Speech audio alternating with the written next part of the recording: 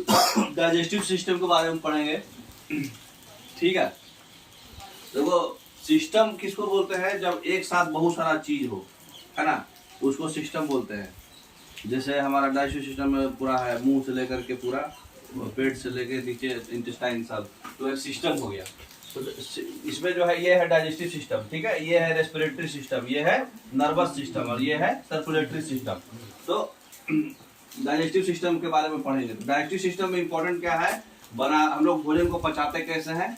तो सबसे पहले ये ग्लैंड्स है, ग्लैंड्स जो है जूस तैयार करता है और उस जूस से इंजाइम्स बनता है और उस इंजाइम से हम लोग भोजन को डाइजेस्ट कर पाते हैं। तो सबसे मेन हमारा ग्लैंड्स है, ग्लैंड्स जो है जूस सिक्रेट करता है, उस जूस से हमारा इंजाइम्स बनता है, एक्सोक्राइन ग्लैंड्स। ठीक है, तो आगे तो ये हमारा सिस्टम है। इसको नीचे कर दीजिए थोड़ा, ये कट जाना। तो ये हमारा सिस्टम है। हाँ, ये हमारा सिस्टम है। देखिए ये हमारा डाइजेस्टिव सिस्टम है। यहाँ से टंग से हम लोग कोई भी खाना खाते हैं, ठीक है, तो कैसे कैसे जाता है वो, ये ओसोफेगस होते हुए सबसे पहले कहाँ जाएगा, पेट में, स्टोमक में, यहाँ से डूडनम से होते हुए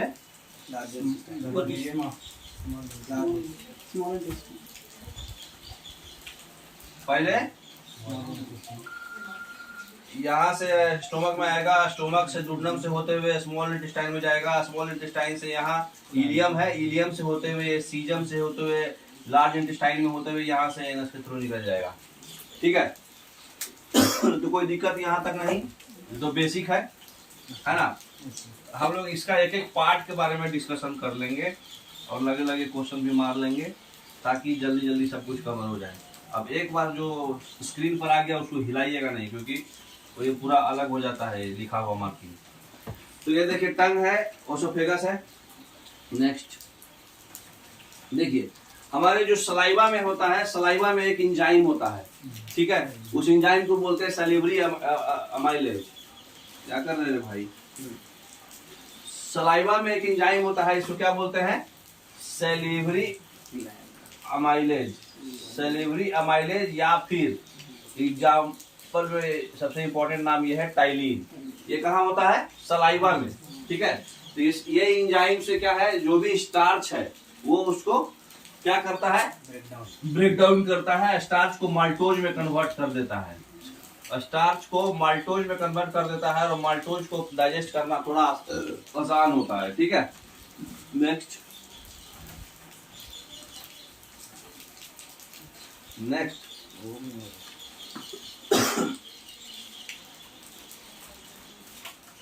तो यहाँ देखिए हमारा ज्यादा बढ़ा दिए भाई तुम,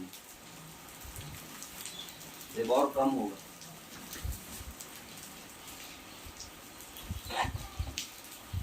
आज कंसंट्रेट नहीं कर पा रही है। अब देखो यहाँ हम लोग जो है टंग से सलाइवा में सैलिवरी अमाइलेज हो गया टाइलिन, वहां से हमारा जो है स्टार्च जो है माल्टोज में कन्वर्ट हो गया। फिर एसोफेगस जो है ये 12 मीटर का लंबा पाइप होता है, यहाँ से 25 फीट का होता है। ठीक है, 25 फीट का ये पाइप होता है, कोई बुक में 30 फीट भी लिखता है, तो आप जैसा क्वेश्चन रहा। ये पाइप से स्टोमक में आता है। अब ये स्टोमक में हमारे पास इसके जो स्टोमक का वाल है ना, ये स्टोमक के वाल में गैस्ट्रिक ग्लैंड्स होता है। ठीक है, गैस्ट्रिक ग्लैंड्स जो है गैस्ट्रिक जूस छोड़ता है, और वो कौन कौन है, एचसीएल, पेप्सिन और रेनिन। ठीक है, तो गैस्ट्रिक ग्लैंड्स जो है गैस्ट्रिक जूस छोड़ता है, एचसीएल, पेप्सिन और रेनिन। पेप्सिन क्या करता है, आप जो भी प्रोटीन्स खाते हैं वो प्रोटीन्स को पेप्टोन्स में बदल देता है। तो प्रोटीन्स को पेप्टोन्स में कौन बदलता है, पेप्सिन बदल देता है। तो इससे क्या है, खाना जो है पचाना और प्रोटीन को पचाना आसान हो जाता है। प्रोटीन को पेप्टोन्स कौन बदलता है, पेप्सिन, याद रखिएगा एग्जाम में आते रहता है। नेक्स्ट, अब यहाँ पर हमारे को लीवर है। देखिए लीवर सबसे लार्जेस्ट ग्लैंड है। ठीक है, ये एक्सोक्राइन भी है, इंडोक्राइन भी है, क्योंकि ये जो बाइल जूस से अगर काम करेगा तो इमल्सिफिकेशन ऑफ फैट कराएगा गॉल ब्लैडर में, उस समय ये इंडोक्राइन का काम करता है और एक्सोक्राइन का काम करता है, और ये अपने अंदर भी जो है रिलीज करता है हार्मोन्स, तो ये दोनों का काम करता है। तो ज्यादातर हम लोग एंजाइम्स से काम पढ़ रहे हैं ना, तो इसलिए ये एक्सोक्राइन ग्लैंड अभी पढ़ेंगे। एक्चुअली में ये मास्टर ग्लैंड है, एक्सोक्राइन ग्लैंड इंडोक्राइन ग्लैंड दोनों है ये, लेकिन अभी हम लोग एंजाइम्स पढ़ रहे हैं। एंजाइम्स कौन ग्लैंड सेक्रेट करता है? Exocrine gland. तो एक्सोक्राइन ग्लैंड का इसका प्रॉपर्टी पढ़ेंगे। तो ये सबसे बड़ा लार्जेस्ट ग्लैंड है, ठीक है। यहाँ पर बाइल जूस निकलता है और यूरिया बनता है। तो यूरिया फॉर्मेशन और बाइल जूस, क्या क्या काम है इसका? बाइल जूस गॉल ब्लैडर में बना करके देता है ये, और यूरिया फॉर्मेशन, ठीक है। यूरिया का फॉर्मेशन यही होता है लीवर में ही। ये लीवर में देखिए यार छोटा सा अटैच है गॉल ब्लैडर, इसको क्या बोलते हैं? Gall bladder. तो ये गॉल ब्लैडर से ही आपका बाइल जूस निकलता है और फैट का डाइजेशन यही होता है, इमल्सिफिकेशन ऑफ फैट, ठीक है। तो यहां से फिर आगे नेक्स्ट अब देखिए, यहां तक आप समझ गए। गॉल ब्लैडर है ये लीवर है, ठीक है, ये स्टोमक है। अब यहां से एक और मतलब यही देखिए ब्लू कलर का दिख रहा, इसको बोलते हैं पैंक्रियाज। ये रॉड ऐसे कनेक्टेड है ना, तो पैंक्रियाज है ये ब्लू वाला। तो पैंक्रियाज क्या करता है? पैंक्रियाज भी एक एंजाइम सेक्रेट करता है जिसका नाम है पैंक्रियाटिक अमाइलेज या फिर ट्रिप्सिन। जैसे सलाइवा का सलेवरी अमाइलेज और क्या नाम था? टाइलिन। और इसका क्या नाम है? Pancreatic amylase. ये भी एक जूस छोड़ता है, एंजाइम कौन सा निकालता है? ट्रिप्सिन, जिसको बोलता है पैंक्रियाटिक अमाइलेज। ये जो प्रोटीन को पेप्टोन्स में कौन कन्वर्ट किया था? पेप्सिन, स्टोमक में। अब क्या है? पेप्टोन्स को एमिनो एसिड में कन्वर्ट करेगा। अच्छा, ठीक है। तो ट्रिप्सिन एंजाइम क्या करता है? पैंक्रियाज में होता है और वो पेप्टोन्स को एमिनो एसिड में कन्वर्ट कर देता है, जिसका डाइजेशन बहुत आसान होता है, ठीक है। नेक्स्ट अब देखिए, पैंक्रियाज के बाद हमारा ये है स्मॉल इंटेस्टाइन और ये है लार्ज इंटेस्टाइन, ठीक है। स्मॉल इंटेस्टाइन में 3 पार्ट होता है, इसको बताया नहीं है, आगे वाले स्लाइड में है, थोड़ा हम आपको बताते हैं थोड़ा डिटेल में। ये देखिए हमारा क्या है स्मॉल इंटेस्टाइन। स्मॉल इंटेस्टाइन कितना बड़ा होता है? 7.5 मीटर। और लार्ज इंटेस्टाइन कितना बड़ा होता है? 1.5 मीटर। लेंथ छोटा है लार्ज इंटेस्टाइन का, लेकिन बड़ा क्यों है? उसका डाया बड़ा है, लेकिन इसका डाया छोटा है। तो डाया इसका छोटा है, इसलिए इसको हम लोग क्या बोलते हैं? Small intestine. लेकिन लेंथ इसका 7.5 मीटर है। तो देखिए यहाँ पर है डूडेनम, दिख रहा? जहाँ मतलब ये पेट से स्मॉल इंटेस्टाइन में माल जा रहा तो डूडेनम होते हुए जाएगा। सबसे लंबा टाइम तक अपना खाना कहाँ रहता है? स्मॉल इंटेस्टाइन में। लेंथ बड़ा है, लेंथ बड़ा है, तो सबसे लंबा टाइम तक स्मॉल इंटेस्टाइन में ही खाना रहता है। Duodenum, जेजनम, ilium. तो जेजनम हो गया पीला वाला, और ये ब्लू टाइप जो है स्काई ब्लू, ये है इलियम। इलियम से ही कनेक्ट होकर के ये है आपका भर्वी फॉर अपेंडिक्स। यहाँ से ही कनेक्ट होकर के यहाँ से सीजम चालू हो जाता है लार्ज इंटेस्टाइन का। नेक्स्ट ये इलियम यानी सर इलियम और जीजीएम, ये पार्ट है स्मॉल इंटेस्टाइन का। 3 पार्ट है, डूडेनम, जेजनम, इलियम। अच्छा, अपर पार्ट डूडेनम है जो स्टोमक से मतलब खाना को लेके स्मॉल इंटेस्टाइन में घुसाएगा। डूडेनम में खाना जो है स्टोमक से आता है, और उसके बाद डूडेनम जो है जेजनम को देगा, जेजनम जो है इलियम को देगा, अपना अपना काम करके। तो जितना भी न्यूट्रिएंट्स है, और थोड़ा इधर लीजिए, हाँ, जितना भी न्यूट्रिएंट्स है सारा का अब्जॉर्प्शन स्मॉल इंटेस्टाइन में होता है, ठीक है। अब देखिए इसमें एक होता है विलाई, ये जो इसको थोड़ा जूम व्यू किया हुआ है, ये राउंड राउंड है, फिगर में पता नहीं चल पा रहा होगा आपको। ये ऐसे ऐसे ऐसे ऐसे ऐसे बना हुआ है, एक को जूम व्यू में ऐसे दिखाया है, मतलब ऐसा ऐसा पाइप है, ऐसा ऐसा ऐसा सब लाइन से पाइप है, ठीक है। तो इसके अंदर जो है ये खोखला को खोल दिया। ये जैसे कभी मतलब खस्सी उसी का मीट खाते होंगे तो देखते होंगे ना, पचौनी, इसको खोल दिया। इसके अंदर यही है, हम लोग का भी वैसा ही रहता है, थोड़ा बड़ा है उससे। इसके अंदर ऐसा है, इसके अंदर विलाई है बहुत सारा, और विलाई के अंदर भी बहुत सारा माइक्रो विलाई है। अच्छा, विलाई के अंदर भी माइक्रो, हाँ, ये सिर्फ सरफेस एरिया बढ़ाता है ताकि न्यूट्रिएंट्स का अब्जॉर्प्शन और डाइजेशन आसानी से हो पाए, वाटर एंड मिनरल्स का भी। आगे नेक्स्ट देखिए, न्यूट्रिएंट्स जो है विलाई को दिखाया है, माइक्रो विलाई, यहाँ सबसे ज्यादा अब्जॉर्प्शन यही होता है, क्योंकि ये विलाई के अंदर भी माइक्रो विलाई है, मतलब ये पाइप है, इसके अंदर भी पतला पतला बहुत सारा है ऐसा, ठीक है। नेक्स्ट अब आ जाइए लार्ज इंटेस्टाइन। लार्ज इंटेस्टाइन को कोलोन भी बोला जाता है। ये कितना मीटर लंबा है बताया आपको? वो 7.5 मीटर था, ये 1.5 मीटर है। लेकिन ये लार्ज क्यों है? क्योंकि इसका डायमीटर ज्यादा है। ठीक है, ये कहाँ से स्टार्ट होता? देखिए यहाँ पे इलियम था, इलियम से ये सीजम से स्टार्ट होता है, सीजम। ठीक है, और कहाँ से खत्म होता है? एनल, एनल कनाल से, है ना। सबसे नीचे में है एनल कनाल, ऊपर की थोड़ा देखिए यहाँ पर जो है इसका 3 पार्ट होता है, सीजम, कोलोन और रेक्टम। उसका कितना था? डूडनम, जेजनम, इलियम, डीजेआई। इसका क्या है? सीसीआर। तो सीजम, कोलोन और रेक्टम। लेकिन कोलोन भी 3 प्रकार का होता है। कौन कौन? असेंडिंग कोलोन, 4 प्रकार का होता है कोलोन। ठीक है, असेंडिंग कोलोन, ट्रांसफर कोलोन, ठीक है, उसके बाद डिसेंडिंग कोलोन और उसके बाद सिग्मोइड कोलोन। ठीक है, 4 प्रकार का कोलोन अकेला होता है। तो 3 प्रकार का इंटेस्टाइन, लार्ज इंटेस्टाइन का, सीजम, कोलोन, रेक्टम, और कोलोन भी 4 प्रकार का। तो सबसे पहले जब यहाँ से इलियम से माल आया, ठीक है, इलियम से माल आने के बाद कहाँ गया? सीजम में। इसका खोलना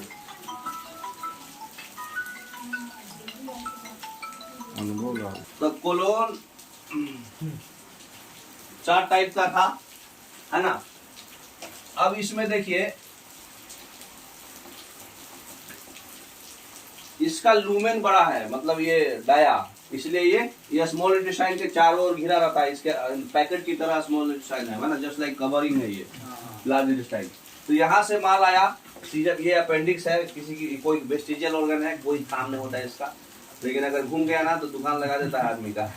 हाँ, वर्मीफोरम अपेंडिक्स, ये वेस्टिजियल ऑर्गन है, नो फंक्शन। तो यहाँ से डूडनम, जीजनम, इलियम, इलियम से माल आया सीजम में, सीजम से ऊपर की ओर माल गया, इसलिए इसको क्या बोलते हैं? Ascending colon. ठीक है, अब यहाँ से लीवर है, ये लीवर के पास जो है ये टर्न मारेगा, तो ये क्या हो गया? Transverse colon. यहाँ पे पैंक्रियाज है, पैंक्रियाज के पास ये नीचे जाएगा, इसको क्या बोलेंगे? Descending colon. यहाँ से ये एस कर्व बनाएगा, इसलिए एस से नाम है इसका, सिग्मोइड कोलोन। ठीक है, वहां से माल रेक्टम में जाएगा, रेक्टम से एनस में जाएगा। नेक्स्ट और डिटेल में, इसका टोटल 7 पार्ट होता है। 4 कोलोन हो गया, 1 सीजम हो गया, है ना, उसके बाद रेक्टम और एनल। ठीक है, अब देखिए हम आपको बताए थे ना कि यहाँ पे लीवर है, तो असेंडिंग कोलोन जो है यहाँ पे वॉल्व होता है। यहाँ से कौन आ रहा है? इलियम, इलियम से माल आ रहा है, यहाँ पे क्या है? कोलोन। तो इलियम और कोलोन जहाँ मिक्स होता है वो एक वॉल्व है। ठीक है, उसको क्या बोलते हैं? हाँ, ये हो गया सीजम, अपेंडिक्स, है ना। तो ये हो गया कौन सा वॉल्व है? ये सिकेशियल वॉल्व। ठीक है, ये असेंडिंग कोलोन, जहां से ये टर्न मारा था, ये यहाँ पर क्या है? लीवर है। तो लीवर के पास ये टर्न मारा था, इसलिए यहाँ पर जो है थोड़ा सा छोटा करो, कट रहा है, मतलब क्लियर पिक्चर नहीं आ रहा। इसको क्या बोलते हैं? राइट कॉक। ठीक है, राइट कॉक मतलब फ्लेक्सर। ठीक है, राइट कॉक फिक्सचर। ठीक है, राइट कॉक फिक्सचर, ऐसे उतना डिटेल आपको जरूरत नहीं है। उसके बाद यहाँ से पैंक्रियाज आएगा, पैंक्रियाज के पास जो है ये टर्न मारेगा, फिर नीचे आएगा ऐसे, तो इसको लेफ्ट कॉक फिक्सचर। ठीक है, और descending colon, sigmoid colon, anal. ठीक है, समझ में आ गया? आगे देखिए, ये बताया हुआ है सीजम जो है 6 सेंटीमीटर लंबा होता है। ठीक है, पहला पार्ट है वर्मीफॉर्म, इससे कनेक्टेड रहता है अपेंडिक्स, जिसका कोई काम नहीं है ना। फिर कोलोन का 4 पार्ट होता है, असेंडिंग, ट्रांसवर्स, डिसेंडिंग और सिग्मोइड। कोलोन जो है पहले असेंडिंग कहाँ है? अपवर्ड जा रहा है, इसलिए असेंडिंग है, 10 से 20 सेंटीमीटर का होता है ना। और उसके बाद कर्व में जाता है ट्रांसवर्स कोलोन में। तो ट्रांसवर्स कोलोन जो है डुडनम स्टोमक के पास है, स्प्लीन के पास है ये, इसलिए जहाँ से स्प्लीन के पास जो है फ्लेक्सर बनाता है ना। इसलिए यहाँ पर हेपेटिक फ्लेक्सर है, यहाँ पे स्प्लेनेटिक है, स्प्लीन से नाम पड़ा है, क्योंकि स्प्लीन के पास जाके ये बनाता है। ये लीवर से बनाया है, इसलिए हेपेटिक फ्लेक्सर है। लीवर को हेपेटिक्स बोलते हैं। ठीक है, उसके बाद जो है डिसेंडिंग कोलोन जो है ये लेफ्ट साइड में एब्डोमिनल के कैविटी का रहता है। किसका है?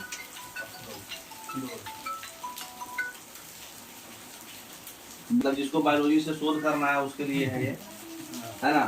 तो बस खाली आपको ये पढ़ना है कि कौन कौन सा फ्लेक्चर बनता है, कौन सा कोलोन है ना। नेक्स्ट, अब देखिए एनस। रेक्टम खाली याद रखिएगा कितना लंबा होता है, 13 सेंटीमीटर, और एनस होता है 3.8 सेंटीमीटर। 13 और 3 16 17 सेंटीमीटर करीब ये होता है। एनस से जो है पूरा माल, वेस्ट माल निकलता है ना। अच्छा, एनस में 2 स्पिंक्चर्स होता है, एक इंटरनल और एक एक्सटर्नल। एक्सटर्नल स्पिंक्चर आप कंट्रोल कर सकते हैं, जैसे आपको पोटी लगा तो आप रोक सकते हैं, तो ये एक्सटर्नल स्पिंक्चर है। लेकिन इंटरनल स्पिंक्चर नहीं रोक सकते आप, ये आपके कंट्रोल में नहीं है। ये अंदर का स्पिंक्चर है जो मस्कुलर फाइबर से कनेक्टेड होता है, वो नर्वस सिस्टम से ऑटोमेटिक होता है, तो उसको आप रोक नहीं सकते। ठीक है, तो ये समझ गए पूरा। तो ये आपका डाइजेस्टिव सिस्टम खत्म। अब आ जाइए दांत पे।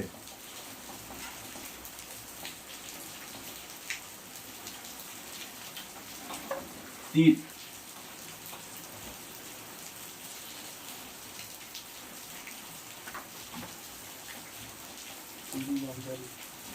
दांत देखिए, दांत कितने प्रकार का होता है? 4 प्रकार का होता है। सबसे टॉप वाला पार्ट को इनेमल बोलते हैं। ये इतना वाला पार्ट है, ये क्राउन है ना। ये गम है, क्राउन के नीचे मसूड़ा होता है, और ये रूट है ना। और बीच वाला जो पार्ट है वो क्या बोलते हैं उसको? पल्प। ठीक है, तो ये नर्व्स है। ठीक है, नेक्स्ट, ये तो ऐसे ही है। मेन दांत अभी पढ़ेंगे। ये जो कि दांत के ऊपर वाला मसूड़ा है। नेक्स्ट, उल्टा है क्या जी? सही करिए, और थोड़ा छोटा करिए, बहुत बड़ा हो जाएगा। ठीक है, दांत एक हड्डी नहीं है, मालूम है नहीं बात? दांत बोन नहीं है, ये अलग अलग डेंसिटी है दांत का। और ये क्या है? हार्ड टिश्यू है।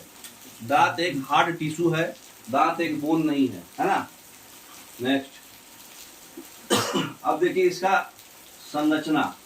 ठीक है, तो जो ये वाला पार्ट है, जो व्हाइट पार्ट है, इसको क्या बोलते हैं? क्राउन। ठीक है, जो ये वाला पार्ट है, येलो वाला पार्ट, ये पार्ट, इसको क्या बोलते हैं? नेक। ठीक है, और इससे नीचे सारा जो है इसको क्या बोलते हैं? रूट। दांत का कितना पार्ट होता है? 3 पार्ट होता है। ठीक है, क्राउन, नेक और रूट। ठीक है, नेक्स्ट,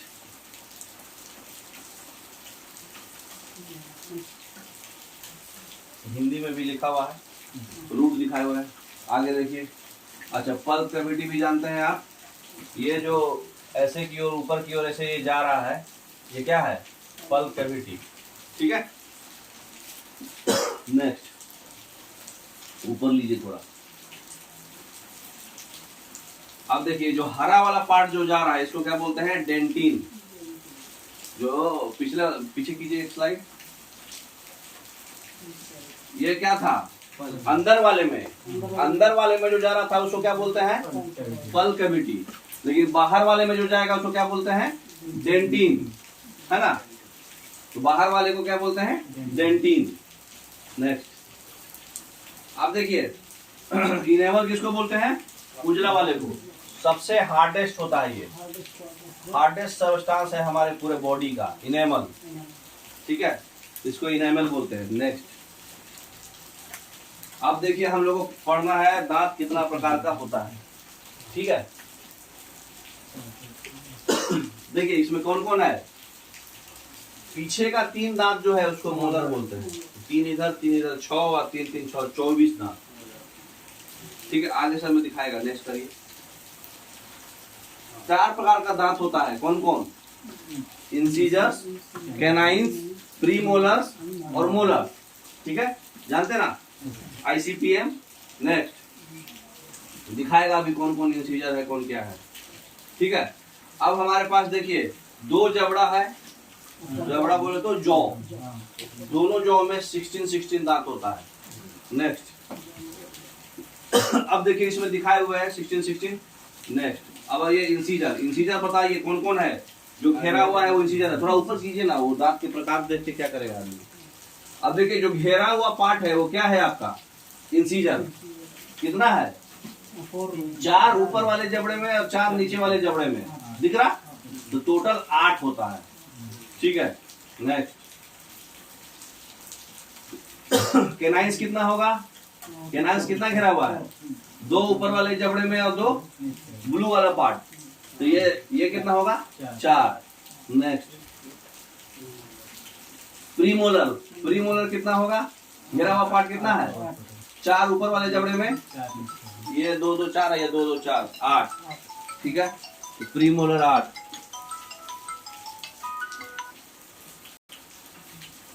समझ गए, इंसीजर, कैनाइंस, प्रीमोलर्स भी। तो सिर्फ कैनाइंस जो है फाड़ने में काम आता है, टीयरिंग में, और इंसीजर काटने में, कटिंग में। तो इंसीजर कटिंग में, कैनाइंस टीयरिंग। कोई चीज को फाड़ना है तो कैनाइंस से होगा। ठीक है।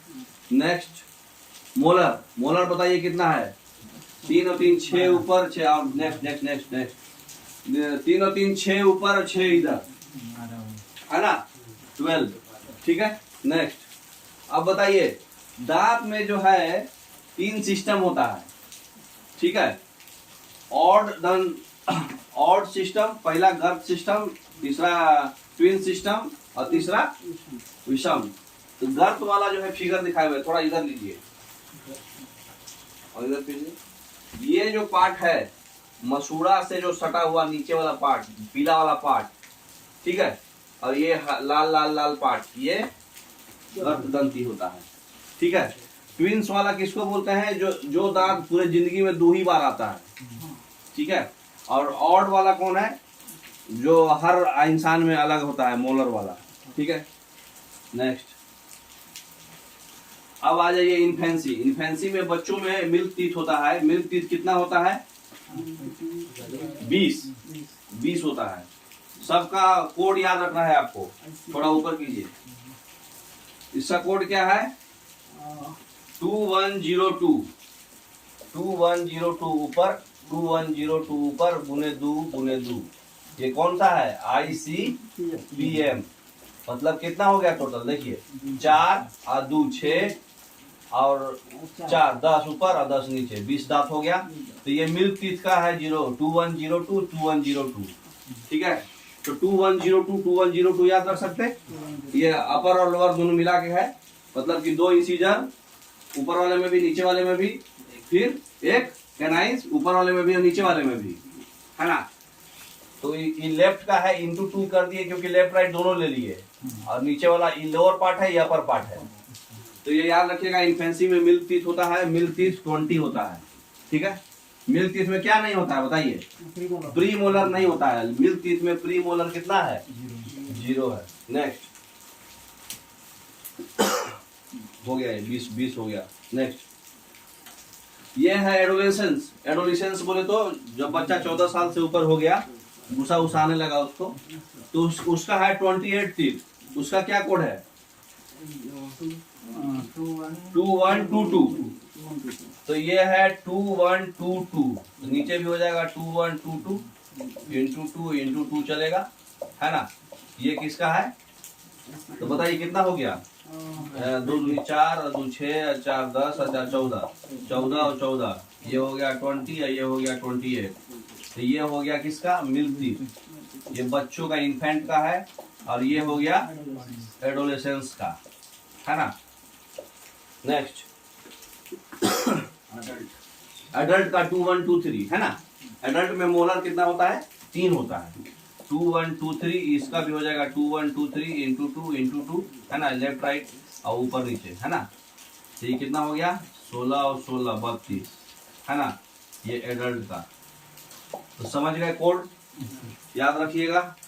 कितना है, इन्फेंट का है 2102 और एडोलेसेंस का है 2122 और 23।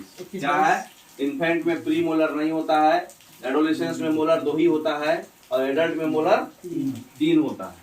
ठीक है, नेक्स्ट ये हो गया, यही एक जगह किया हुआ है, समझ गए। नेक्स्ट दूध दांत वही मिल्क टीथ है। नेक्स्ट ये अस्थाई टीथ हो गया, खत्म। तो अस्थाई जो एडल्ट वाले का है इसको परमानेंट टीथ बोलते हैं। ये एक बार टूट गया तो दोबारा वापस नहीं आएगा, समझ को समझने में फंसेगा। और डाइजेस्टिव सिस्टम भी समझ गए। अब आ जाइए, वो क्या था हमारा, कार्बोहाइड्रेट, फैट्स, उसके पहले विटामिन, उसके बाद क्वेश्चन लगाएंगे। तो इसका बायोमोलिक्यूल्स चैप्टर पढ़ेंगे। अब छोटा छोटा है, ज्यादा टाइम नहीं लगेगा, है ना। कार्बोहाइड्रेट, फैट्स और प्रोटीन, है ना। कार्बोहाइड्रेट, प्रोटीन और फैट, ठीक है। बायोमोलिक्यूल, तो बायोमोलिक्यूल में जो न्यूट्रिएंट्स है उसको बायोलॉजिकल फंक्शन के लिए, हमारे को मेटाबॉलिक फंक्शन के लिए, ये जो है कार्बोहाइड्रेट जो है वो क्या करता है,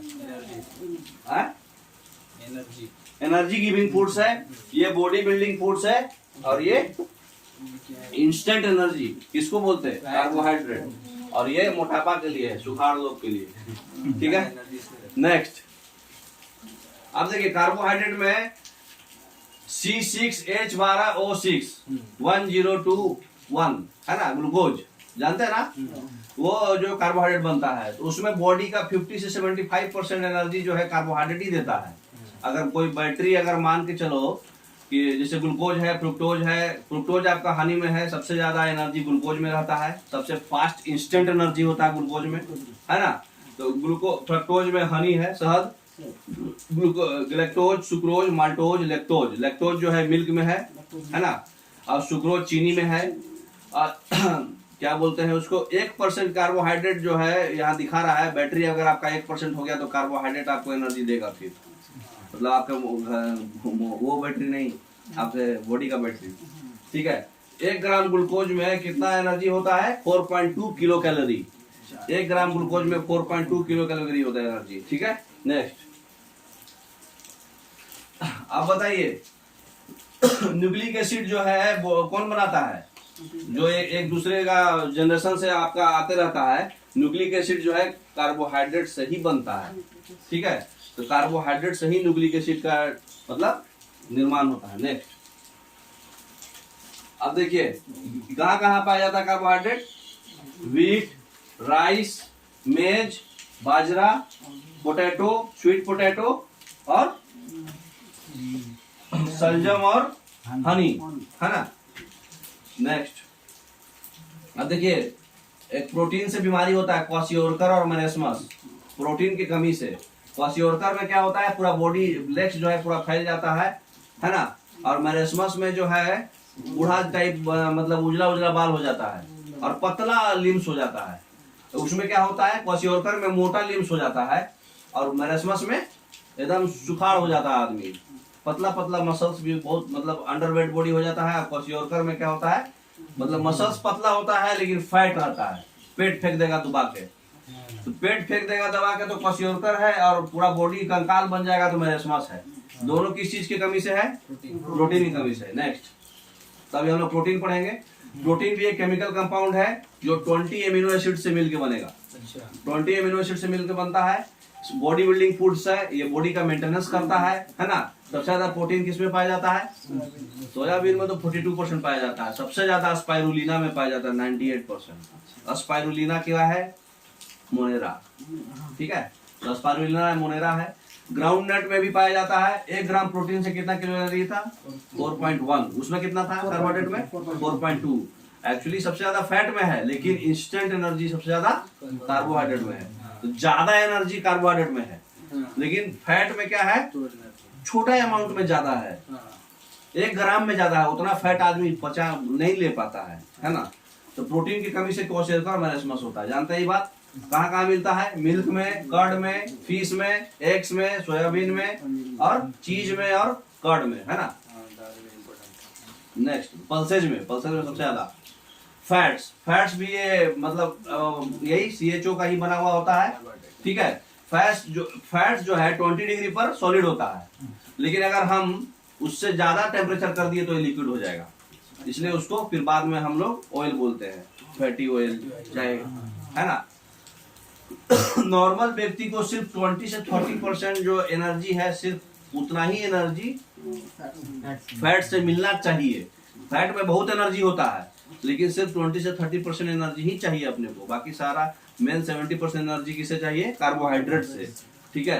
तो इसके कमी से जो है आपका स्किन जो है ड्राई हो जाएगा और आपका वेट लूज होगा, है ना। एनर्जी जो है बॉडी को देता है, स्किन के नीचे जो जमा होता है आपका एडिपोज टिश्यू, जानते हैं ना, हाँ, एडिपोज टिश्यू में ही इसका सारा जो है मेंटेन होता है सब कुछ, है ना, वहीं पे जमा होता है ये। और ये आपको बॉडी को मतलब कोई चोट वोट लग गया तो मेंटेन कर लेगा, क्योंकि एडिपोज टिश्यू कहाँ पाया जाता है, मतलब स्किन के ठीक नीचे होता है आपका एपिथेलियल टिश्यू, उसके नीचे वो होता है, ठीक है। आगे तो प्रोटीन से देखिए, आप कंफ्यूज मत होइएगा कि प्रोटीन से 4.1 किलो कैलोरी है, कार्बोहाइड्रेट से 4.2 है, लेकिन फैट से 1 ग्राम फैट से 9.2 है। लेकिन क्वेश्चन में आएगा सबसे ज्यादा किससे है, तो आपको कार्बोहाइड्रेट मारना है, वो प्रोटीन फैट मत मार दीजिएगा। फैट क्योंकि हमको 20 से 38% चाहिए, अगर 1 ग्राम का पूछा है तब 9.2 किलो कैलोरी होगा। लेकिन आपको सबसे ज्यादा एनर्जी किससे है, कार्बोहाइड्रेट से है ना, 1 ग्राम का ही बताया हुआ है, लेकिन हमारा बॉडी इंटेक कार्बोहाइड्रेट ज्यादा है, ठीक है। तो प्रोटीन बॉडी बिल्डिंग फूड है, एनर्जी गिविंग फूड कौन है, कार्बोहाइड्रेट। और ये हमारा जो है फैट क्या है, अपने को एक्स्ट्रा मतलब स्टोर एनर्जी, हाँ, स्टोरेज एनर्जी। नेक्स्ट क्वेश्चन बनाइए, कौन सा पदार्थ मानव शरीर में फ्यूल का काम करता है, बताइए। फ्यूल का कौन सा काम करता है, कार्बोहाइड्रेट। और सबको इधर कर दीजिए, फटाफट मार देते हैं। देखिए ये बीपीएससी में आया हुआ है। अब आपका टॉपिक पूरा खत्म हो गया, मतलब डाइजेस्टिव सिस्टम, मतलब दांत से लेके आंत तक पूरा खत्म, कार्बोहाइड्रेट प्रोटीन हो गया। अब क्वेश्चन को हम लोग थोड़ा बाद में पढ़ेंगे, एक पहले विटामिन पढ़ लेते हैं। शिफ्टिंग हो गया, ये डिस्चार्ज हो जाएगा, इसको चार्जिंग में लगाइए। स्टार्ट है क्या, ठीक है। विटामिन थोड़ा नीचे करिए, थोड़ा ऊपर हो गया। विटामिन क्या है, विटामिन क्या है, विटामिन जो है ये भी एक कार्बोनिक कंपाउंड्स है ना। इससे भी हमको कैलोरी ऊर्जा नहीं मिलता है, सिर्फ बॉडी बिल्डिंग फूड, अरे रजिस्टिंग फूड है। मतलब ये हमारे को अगर ये अच्छा मात्रा में रहा तो हमको डिजीज नहीं होगा, बीमारी नहीं होगा हमको, है ना। बॉडी नहीं बनेगा, लेकिन एनर्जी नहीं मिलेगा, लेकिन हमको बीमारी से बचाएगा, है ना। Next vitamin A B C D E F G नहीं होता है, एफ जी आई एच नहीं होता है, सीधे फिर के होता है। इसका खोज कौन किया था, फंक, फंक नाम का साइंटिस्ट किया था। तो इसको याद कैसे किए, हम लोग विटामिन पिए हमको पंख हो गया, हवा में उड़ने लगे, पंख हो गया, तो इसको खोज किया फंक, ठीक है। नेक्स्ट रथ पर एक टॉफी, इसका कोड है साइंटिफिक नेम का। पर लाल क्यों मारा हुआ है, क्योंकि पर उसमें कुछ है नहीं, जबरदस्ती कोड को सेट करने के लिए किया गया है। आर से क्या हुआ, रेटिनोल, थ से थियामीन, ए से एब्सिसिक एसिड, और क से कैल्सीफेरोल, टो से टोकोफेरोल, और फी से फिकोनियोन। देखिए नेक्स्ट लिखेगा उसमें सारा, देखिए ऊपर कीजिए थोड़ा। रथ पर एक टॉपिक सेट कर गया, पर नहीं है इसमें, रथ पर एक टॉपिक, नाम याद रखेंगे तो यही कोड है कंटिन्यूएशन में, टोकोफेरोल और फिलोक्विनोन, है ना।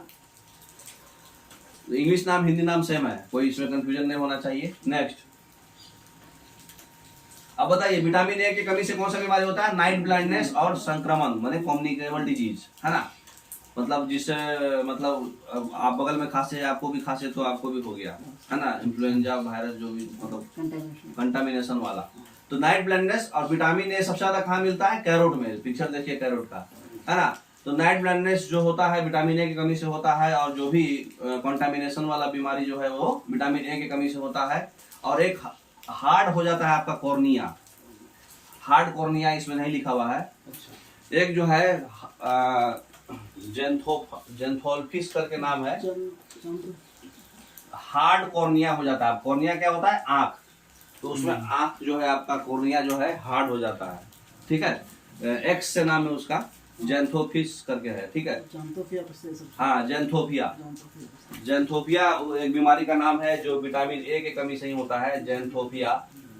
तो एग्जैक्ट देख लीजिएगा, एग्जैक्ट, ठीक है। उसमें हार्ड, आपका कॉर्निया हार्ड हो जाता है, ठीक है। तो ये विटामिन ए की कमी से होता है। कैरोट में सबसे ज्यादा विटामिन ए होता है, और बाकी भी ग्रीन वेजिटेबल्स, पालक का साग और मतलब जो भी फाइबर्स है उस सब में विटामिन अच्छा होता है। फल्स में आपका विटामिन ए अच्छा होता है, जैसे आपका अनार हो गया, पोमेग्रेनेट में। Next, vitamin B. Vitamin B से क्या होता है? बेरी बेरी, है ना, थायमिन। उसके बाद विटामिन सी से क्या होता है?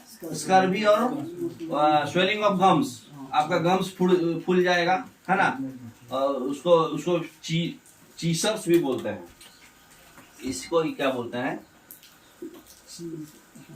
है ना, इस बीमारी का नाम है, ठीक है। तो स्वेलिंग ऑफ गम्स ही ज्यादा एग्जाम में आता है, ठीक है। क्रियोलिस भी बोलते हैं, चियरोसिस भी करके इसको बोलते हैं, है ना। विटामिन डी, कैल्सीफेरोल, ये रिकेट्स, जिसमें आपका बोन्स टेढ़ा मेढ़ा हो जाता है, लेग्स टेढ़ा मेढ़ा हो जाता है। विटामिन ई के कमी से क्या होता है? रिप्रोडक्टिव सिस्टम आपका कमजोर हो जाता है, और आपके चेहरे का ब्यूटी, इसको ब्यूटी विटामिन बोलते हैं। जिसका विटामिन ई तगड़ा रहेगा ना, बड़ी चेहरा चमकेगा उसका, और उसका बाल भी बहुत घना रहेगा। तो विटामिन ए की कमी से आपका क्या हो जाता है? इम्पोर्टेंस हो जाता है। और दूसरा है, ये ब्यूटी विटामिन है, तो ब्यूटी आपका चेहरा में झुर्री आ जाएगा, इस तरह का बीमारी होगा। विटामिन के से कमी से क्या होगा? ब्लड क्लॉट नहीं करेगा। तो एक बार ब्लड कट गया तो कटाकट गिरते रहेगा पानी, ठीक है। तो विटामिन के को क्या बोलता है? फिलोक्विनोन, है ना। तो साइंटिफिक नेम पे भी क्वेश्चन बहुत आता है। नेक्स्ट, अब देखिए कौन सा पानी में घुलने वाला है और कौन सा फैट सोलुबल है। वाटर सोलुबल कौन है, फैट सोलुबल कौन है? इसका कोड है कीड़ा। कीड़ा जो है पानी में देखिए नहीं घुलाना, और फैट में घुल गया। तो कीड़ा पानी में नहीं घुलता है, क्योंकि विटामिन के और vitamin E, vitamin D, vitamin A, ये फैट सोलुबल विटामिन है। बाकी जो है वो फैट सोलुबल नहीं है, वाटर सोलुबल है वो, है ना। तो कीड़ा आपका फैट सोलुबल है। नेक्स्ट,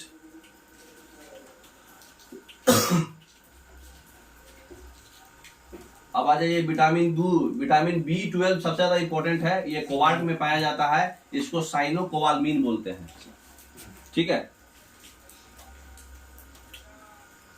अभी इसका क्वेश्चन है, एक बार विटामिन बी का हम सेपरेट बता देते हैं, क्योंकि विटामिन बी जो है बहुत सारा है, तो लोगों को कंफ्यूजन होता है, ठीक है।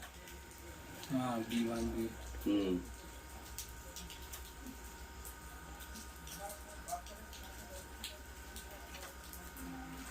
देखिए विटामिन B1 क्या था? इसे मिटा दीजिए, चियोनोसिस बोलते हैं इसको एक्चुअली।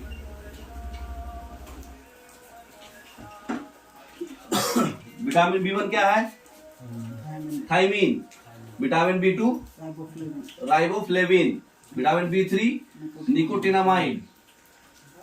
B9 छोड़ दिया है, फोलिक एसिड बोलते हैं B9 को। और ऊपर कीजिए, B9 को भी फोलिक एसिड बोलते हैं, ठीक है। फोलिक अम्ल बोले तो फोलिक एसिड। हो गया मिशन सक्सेसफुल। तो विटामिन B1 हो गया थायमीन, विटामिन B2 हो गया riboflavin, vitamin B3 nicotinamide, vitamin B5 pantothenic acid, vitamin B6 pyridoxine, vitamin B7 biotin, vitamin B9 और B11 फोलिक एसिड, और विटामिन B12 साइनोकोबाल्मीन। तो साइनोकोबाल्मीन इंपॉर्टेंट है ना। हाँ, अब देखिए इस नाम को कंफ्यूजन होगा बहुत, याद करने में फटेगा सबका, क्योंकि बहुत सारा है। नेक्स्ट, इसको याद करने का टेक्निक, थीराई की निको, जो लाल वर्ड है वो मतलब उसका यूज नहीं है। थीराई की निकोपेंट पाई बायोने फास्कर, ठीक है। अब देखिए खाली पहला वर्ड से, मतलब ऑप्शन से तो आप मार सकते हैं ना, पहला वर्ड से तो नाम तो पकड़ लेंगे कि हाँ ये नाम है। थी बोले तो थायमीन विटामिन B1, लाई बोले तो राइबोफ्लेविन, निको बोले तो निकोटिनामाइड, पेंट बोले तो पेंटोथेनिक एसिड, है ना। पाई बोले तो पीछे करिए, कंफ्यूजन हो रहा है। तो पाई बोले तो पायरिडॉक्सिन B6, है ना। अब उसके बाद बायो बोले तो बायोटीन, उसके बाद नेक्स्ट फॉस बोले तो फॉलिक एसिड, और कर बोले तो साइनोकोबाल्मीन, ठीक है। तो ये क्या कोड है आपका? सा बोले तो साइनो, बस फास। थी राई की निकोपेंट पाई बायो ने फास। ठीक है, तो ये फिर से, हाँ थी से क्या था, Timing. थाइमीन, ये हो गया B1। ठीक है, उसके बाद B2 क्या हो जाएगा, राई। राई बोले तो राइबोफ्लाविन, है ना। उसके बाद B3 क्या हो जाएगा, निकोटिनामाइड। निकोटिनामाइड। उसके बाद B3 के बाद 4 नहीं है, B5। उसके बाद पेंटोथेनिक एसिड। पेंटोथेनिक एसिड भी लिखता है कहीं कहीं। B6 क्या है, पायरिडॉक्सिन।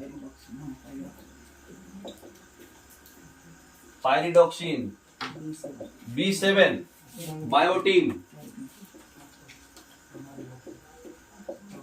B8 8 नहीं है, सीधा 9 और 11 है, फॉलिक एसिड। कौन कौन नहीं है ये भी ध्यान रखिए। और विटामिन B12 साइनोकोबालेमिन।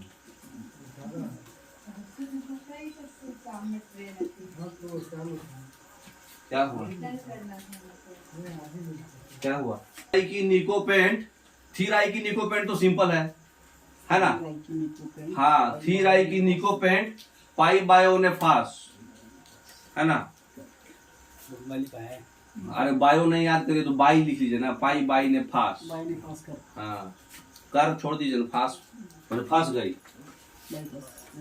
थी राई की निकोपेंट पाई बाई ने फंस गई।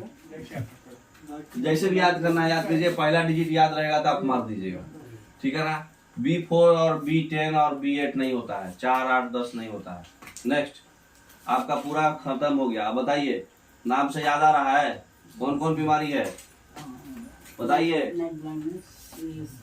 थोड़ा नीचे करिए भाई, जो उसका नाम जरूरी है, थोड़ा नीचे कर दीजिए उसको, स्लाइड को। बताइए, विटामिन ए से क्या होता है, night blindness, retinol. Vitamin B1 thiamine, बेरी। विटामिन B2 राइबोफ्लाविन, उससे क्या होता है, स्किन जो है फटने लगता है, रैशेस आता है। विटामिन B3 निकोटिनामाइड, उससे क्या होता है, सफेद बाल और स्किन डिजीज होता है, चर्म रोग, व्हाइट आदमी को हो जाता है ना। विटामिन B6 पायरिडैक्सोइन में क्या होता है, एनीमिया होता है, चर्म रोग उसमें भी होता है। तो विटामिन B12 जो है, ये गलत लिख दिया है।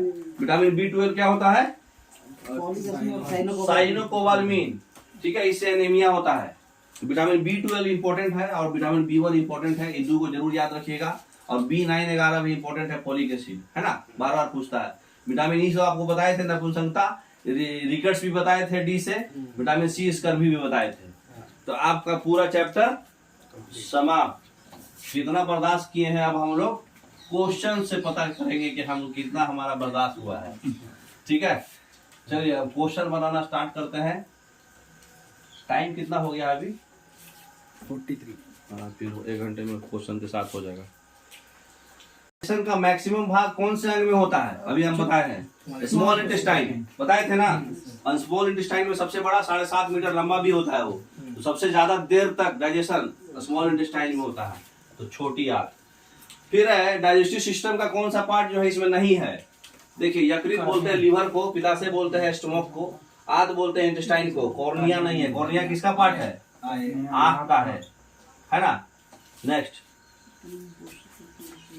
बढ़ाते जाओ, खटाखट।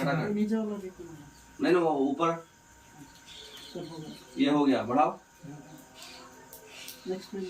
वही तीसरा नंबर है। लार बोले तो सलाइवा में कौन सा एंजाइम होता है, टाइलिन, बताए थे ना, सैलिवरी एमाइलेज टाइलिन, PTIOL, है ना। P से नाम लिखाता है लेकिन टाइलिन बोलते हैं।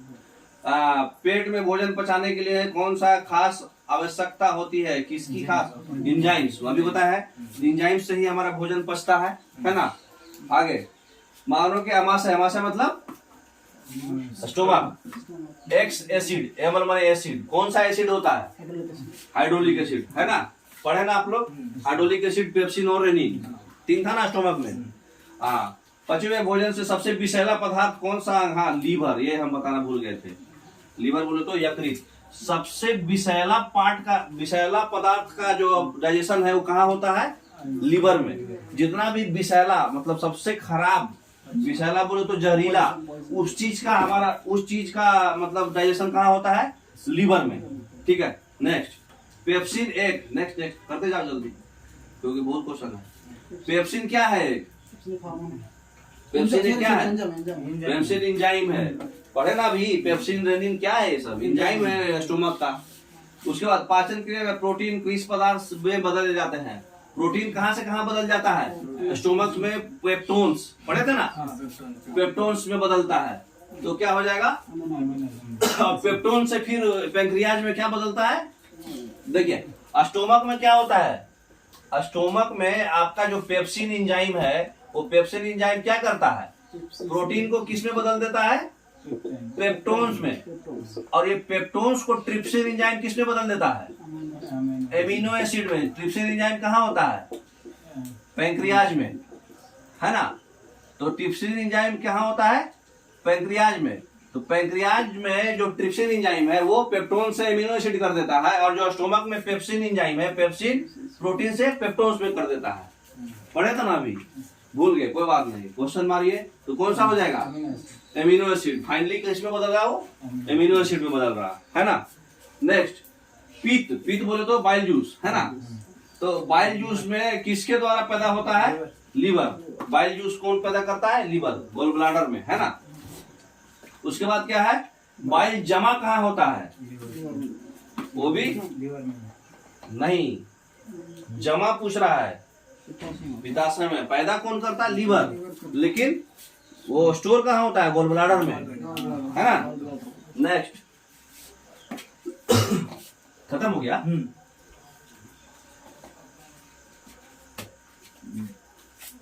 देखिए इसमें क्या है क्वेश्चन?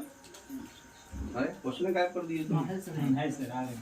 हाँ, कौन सा पदार्थ जो है मानव शरीर में ईंधन का काम करता है, फ्यूल का काम करता है? ह्यूमन बॉडी में फ्यूल का काम कौन सा करता है? कार्बोहाइड्रेट। सबसे ज्यादा हमारा कार्बोहाइड्रेट से ही एनर्जी गिविंग फूड है हमारा। शहद जो है किसका है? अभी बताए थे आपको, फ्रक्टोज।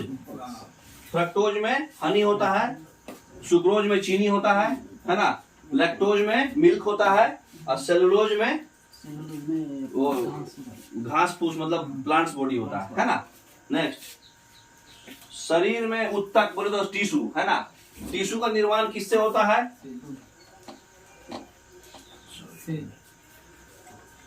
टिश्यू कहाँ गया? टिश्यू वगैरह किस में बनता है? नहीं नहीं नहीं, कार्बोहाइड्रेट। आगे क्या है? किससे ऊर्जा प्राप्त नहीं होता है? कौन सा एनर्जी गिविंग फूड नहीं है? बताइए। विटामिन। विटामिन क्या है? एनर्जी नहीं देता, सिर्फ डिजीज से हमको रजिस्टर करता है। नेक्स्ट कौन किससे ऊर्जा प्राप्त नहीं होता है? तो हो गया विटामिन। नहीं, पीछे पीछे करो, पीछे करो, ये छूट गया ना। प्रोटीन की कमी से क्या होता है? क्वाशियोरकर और मरेस्मस। प्रोटीन डिफिशियंसी से क्वाशियोरकर और मरेस्मस। नेक्स्ट सर्वाधिक ऊर्जा प्रदान किससे होता है? नहीं, अभी क्या बोल रहा है? 1 ग्राम बोला क्या? 1 ग्राम नहीं बोला तो क्या मारना है? कार्बोहाइड्रेट। फंसना नहीं है इसमें। 1 ग्राम पूछा तो फैट मारना है, लेकिन सिर्फ पूछ रहा है कि सबसे ज्यादा एनर्जी किससे मिलता है? तो कार्बोहाइड्रेट से, क्योंकि हमको 70% एनर्जी कार्बोहाइड्रेट से ही मिलता है, सिर्फ 30% एनर्जी फैट से मिलता है। लेकिन 1 ग्राम पूछेगा तब वो मारना है। फिर क्या है? प्रोटीन को निम्न में से क्या माना जाता है? प्रोटीन क्या है? बॉडी बिल्डिंग फूड है, तो शरीर का निर्माण करता है ना। एनर्जी गिविंग फूड कौन है? कार्बोहाइड्रेट। और कौन है सबसे ज्यादा ऊर्जा? हो गया। अच्छा, प्रोटीन में निम्न में से क्या माना जाता है? तो बॉडी बिल्डिंग फूड हो गया ए। उसके बाद निम्न में से किस में प्रोटीन नहीं पाया जाता है? मांस, दूध, चावल, दाल में पाया जाता है। चावल में कार्बोहाइड्रेट होता है, ठीक है। बाकी जितना भी है सब प्रोटीन वाला था। सोयाबीन में 42% होता है ना। निम्नलिखित में से प्रोटीन का सबसे अधिक सोर्स कहाँ है? सबसे अधिक सोर्स सोयाबीन, इसमें सोयाबीन है। ऐसे सबसे ज्यादा किसमें है? स्पाइरुलिना। क्या है? स्पाइरुलिना। याद रखिएगा, स्पाइरुलिना में सबसे ज्यादा प्रोटीन होता है, एग्जाम में बहुत आता है। ये क्या है? मोनेरा है। नेक्स्ट मानव शरीर में वसा कहाँ जमा होता है? एडिपोस टिश्यू में। वो फैटे स्टोर करने वाला है ही। नेक्स्ट एथलीट को किस में सबसे ज्यादा जल्दी और ज्यादा ऊर्जा मिलना है? कार्बोहाइड्रेट। ज्यादा energy carbohydrate, instant energy carbohydrate, है ना। ग्लूकोज खाते हैं ना हम लोग इंस्टेंट एनर्जी के लिए। विटामिन का क्वेश्चन निकालो फटाफट फटाफट। बस अब ये सब मिटा देते हैं, कंफ्यूजन क्रिएट कर रहा होगा।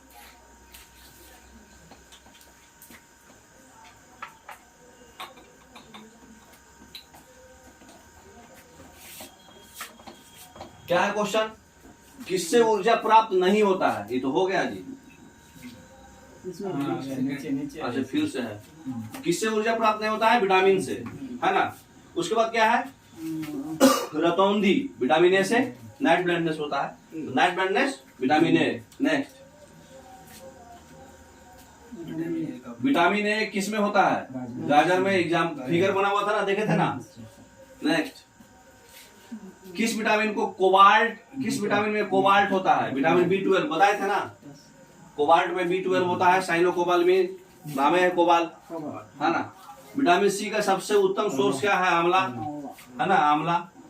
नेक्स्ट,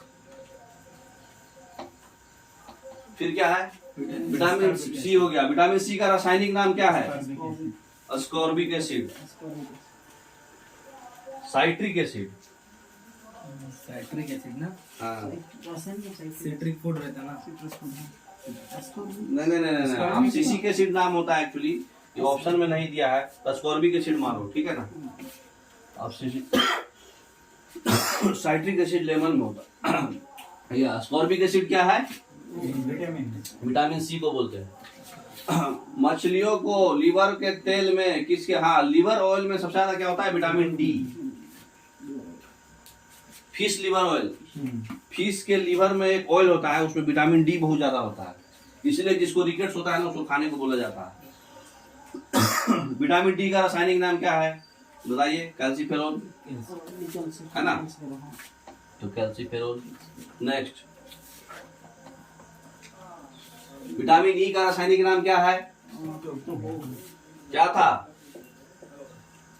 रथ, रथ पर टॉफी, रथ पर एक टॉफी, यही था ना कोड। तो आर हो गया रेटिनॉल, थियामिन, कौन है ये हो गया ABCDE। टी से होगा, टी से क्या है? टोकोफेरोल। बस खाली वर्ड पकड़ लो, है ना। पर वाला इसमें ध्यान रखना, ये पर नहीं है, नहीं तो रथ एक टॉफी, या जैसे याद करना कर लो, है ना। तो रथ एक टॉफी, तो ये हो गया आपको क्या? रेटिनॉल, थियामिन, फिर सी से अस्कॉर्बिक एसिड, कैल्सीफेरोल, टोकोफेरोल और फिनोकिनोन, है ना। तो और कौन सा क्वेश्चन था? किस विटामिन का संबंध रक्त थक्का से है? ब्लड क्लॉटिंग कौन है? विटामिन के। विटामिन के में आपका ब्लड फ्लो खराब हो जाएगा। नेक्स्ट, बच्चों में अंगों की अस्थियां मुड़ जाती है, विटामिन डी, है ना। हड्डी मुड़ जाता है विटामिन डी से, देखे होंगे ना बच्चा लोग को टेढ़ा टेढ़ा पैर हो जाता है, विटामिन डी की कमी से होता है वो, है ना। नेक्स्ट, इनमें से कौन सा वसा में विलय नहीं है? फैट सोलुबल कौन नहीं है? अभी क्या बताए थे? कीड़ा, कीड़ा कोड है ना। कीड़ा जो है फैट सोलुबल होता है, तो इसके अलावा जो बच गया वो कौन है? बी, तो विटामिन बी वाटर सोलुबल है। उसके बाद है मनुष्य के नेत्रों के स्वस्थ संचालन के लिए किस, मतलब आई, विटामिन ए, हार्ड कॉर्निया और ये नाइट ब्लाइंडनेस, लफड़ा हो जाता है ना उससे। और क्या है question? Sunshine vitamin, vitamin D जानते हैं, विटामिन डी आपको धूप से मिलता है। नेक्स्ट, मानव शरीर में संक्रमण, विटामिन ए, कॉन्टामिनेशन बताए थे ना, विटामिन ए। कौन सा विटामिन बी कॉम्प्लेक्स समूह के संबंधित नहीं है? देखिए, रेटिनॉल क्या है? विटामिन ए को बोलते हैं रेटिनॉल। थायमिन क्या है आपका? B1, ठीक है। राई हो गया B2, ये हो गया बी, पायरिडॉक्सिन B3, नहीं B6, जो भी है, मतलब बी है सारा, तो याद रखिएगा। उसके बाद विटामिन ए की कमी से क्या होता है? नाइट ब्लाइंडनेस, है ना, नाइट ब्लाइंडनेस। नेक्स्ट, कौन सा स्कर्वी रोग के इलाज में उपयोगी है? स्कर्वी क्या होता है? विटामिन सी के कमी से। तो विटामिन सी हमको सबसे बढ़िया कहाँ मिलेगा? आंवला में मिलेगा। तो उसके बाद विटामिन B2 का तुम्हारा दूसरा नाम क्या है? राइबोफ्लेविन, है ना।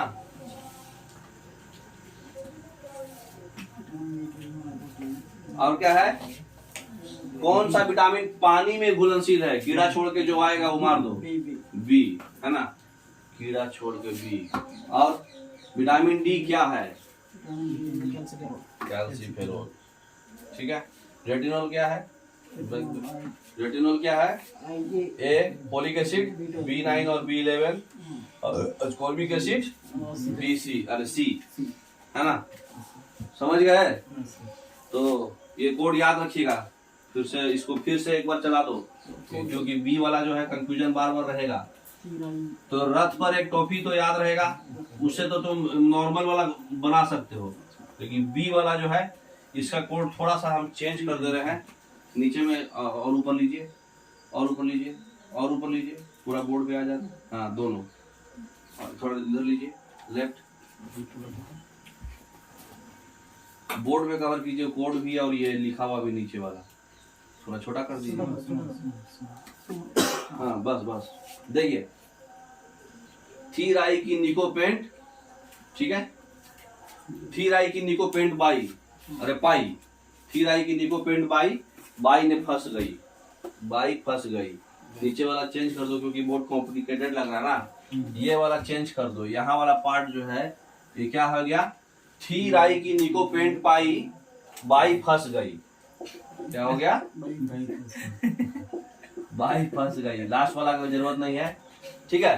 देखिए थी से thiamine, riboflavin, nicotinamide, pantothenic acid, pyridoxine, biotin, फ से और स से साइनोकोबालामिन और फोलिक एसिड, है ना।